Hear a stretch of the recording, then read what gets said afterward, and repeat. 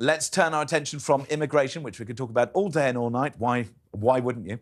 But to espionage now. A Chinese spy has been exposed as using the professional networking site LinkedIn to try to lure thousands of British officials to hand over state secrets. The Beijing operative, whose main alias is Robin Zhang, is believed to have deployed a raft of false names, stock headshots, and fictitious background stories to target civil servants and scientists, even with security officials, to access classified information or commercially sensitive technology. So Zhang exploited LinkedIn's 930 million strong user base to find targets who are susceptible to flattery, along with promises of lucrative business deals and large amounts of cash. Western security services believe the operative to be the most prolific spy for a hostile state working against British interests in a generation. And I guess, on one hand, we shouldn't be surprised this is happening. Why wouldn't you?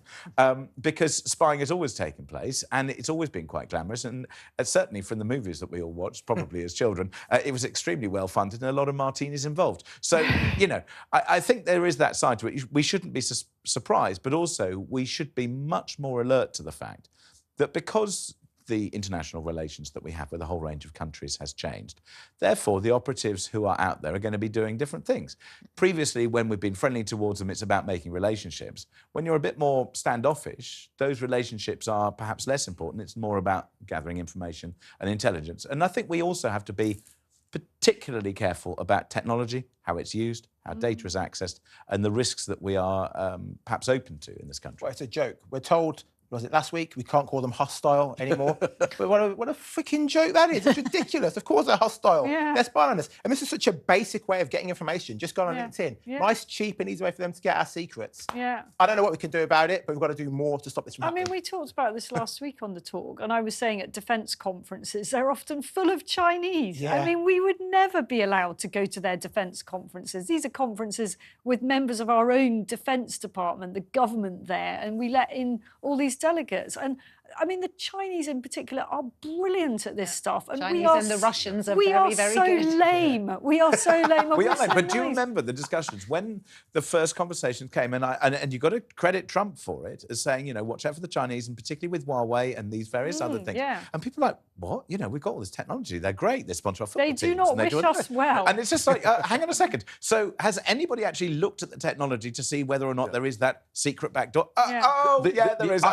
We made a mistake. The naivety of the British establishment, the civil service in this. Oh no, they're lovely people. We're doing nice trade deals and relations with them, and it's all going very well. After Cameron and Osborne said that, you know, they were our new best friends. I mean, give over. You know, these people have never had our best interests in heart. It's a competitive world out there. As you say, we shouldn't be surprised.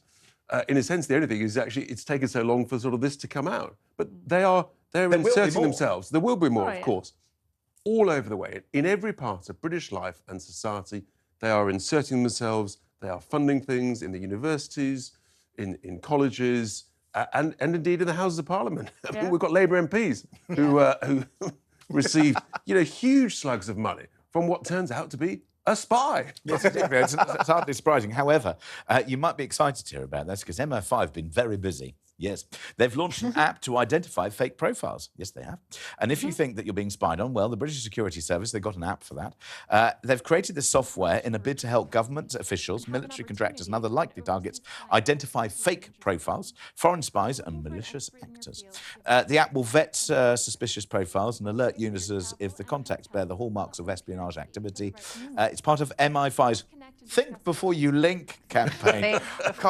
We must give a gong to that person. Oh, they've probably already got one. Anyway, they launched that. Well done. Launched across the civil service to help officials understand the dangers unknown. And I mean, there's a bit of me that says, are they doing enough? I mean, great, there's an app for that. You know, I'm almost ready to congratulate MI5 for actually having done something useful.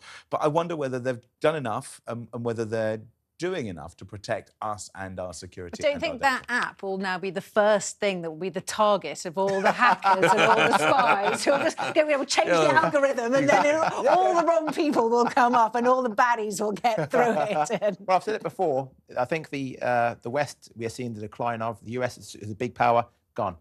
India, Russia and China. And I, for one, pledge my allegiance to Xi Jinping. What's going on? Wowzers. This is a... I will go wherever there is safety, people. That's where I will go. Oh, you're going to be the writer of the new Rich People's Problems. You go where the money is. That's where he'll go.